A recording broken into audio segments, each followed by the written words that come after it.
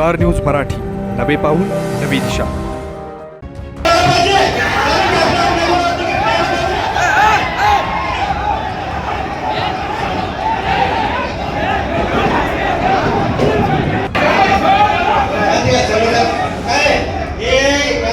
दादागिरी चालणार नाही, कोणी असू दे, ते कोणी असू दे, दादागिरी चालणार नाही।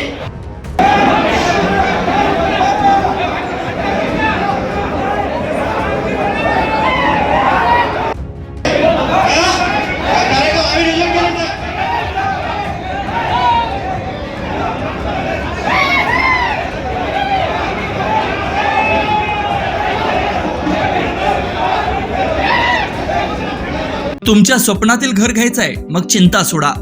दिवाळीसाठी विशेष सूट विटा कराड हायवेवरील मेन रोडवर प्रथमच उभा राहतोय डायमंड आर्केड। हा 11 मजली tower RERA approved project. Mumbai Pune सारखी जीवनशैली, 45 shops, 15 offices, 42 flats, walking track, मंदिर, गार्डन, जिम, स्विमिंग पूल, सतर्क सिक्युरिटी, सीसीटीव्ही कॅमेरे, बेसमेंट पार्किंग तसेच इंडोर क्लब हाऊस व अन्य सुसज्ज व सर्व सोयी सुविधा। तर मग आजच बुक करा। संपर्क राजू पाटील किर्दत, हनुमंत किर्दत। 2 दिवसापूर्वी आमचे ज्येष्ठ नेते आदरणीय रेड डॉक्टरांचे ऑफिसमध्ये प्रभाकर भाऊ आणि आपले प्रवासी प्रभारी रमेश देशपांडे सरांनी बूथ प्रमुखांची, शक्ती केंद्र प्रमुखांची इथं बैठक घ्यायचं त्यांनी नियोजन केलेलं होतं।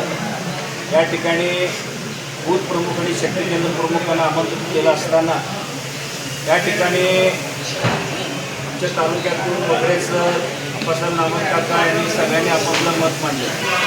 त्या ठिकाणी 25-30 वर्ष झालं भारतीय जनता पक्षाचे काम करणारे DS कोटे नावाचे व्यक्ती त्यांचे मत मांडत असताना काही लोक भूमिपुत्रच का या विषयावर दंगा केले।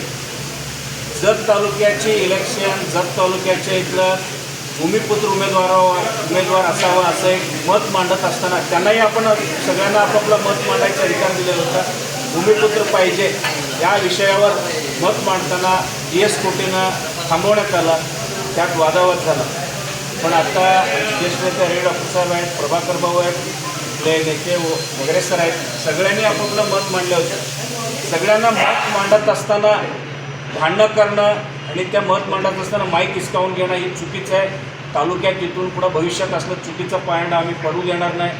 जतचा विषय आहे, भारतीय जनता पक्ष मोठा परिवार आहे। 2 वर्ष झालं इथं भारतीय जनता पक्षाचं काम खूप चांगलं, रेड डॉक्टर असतील, जगताप साहेबांच्या नेतृत्वाखाली खूप चांगल्या पद्धतीनं काम झालेलं आहे। लोकसभेत आपण मोठं मताधिक्य दिलेलं आहे।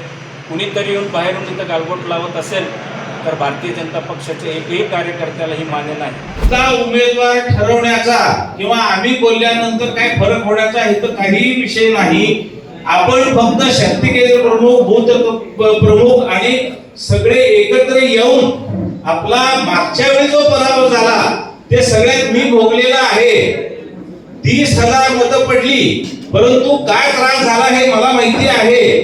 पुन्हा पुन्हा हे होता कामा नये म्हणून आपण एकत्र आलेलो आहे। यावेळी आपण कितीही भांडलो, कितीही बोललो तर उमेदवारी देणारे वेगळे आहेत। उमेदवारी हे वरून जाहीर होणार आहे।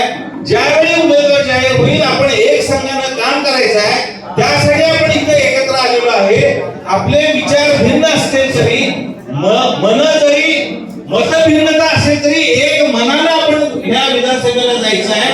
म्हणून तुम्ही सगळेजण भारतीय जनता पार्टीचे एक पायक आहेत, तुम्ही कार्यकर्ते आहात, ही भूमिका लक्षात ठेवून कोणालाही उमेदवारी मिळाली तर आपण एक संघानं काम करायचं आहे, ही भूमिका लक्षात ठेवा। कृपया कोणी या जागेचा दुरुपयोग करू नका। आपल्या परिसरातील लेटेस्ट बातम्या पाहण्यासाठी स्टार न्यूज मराठी YouTube चॅनलला आत्ताच सबस्क्राईब करा।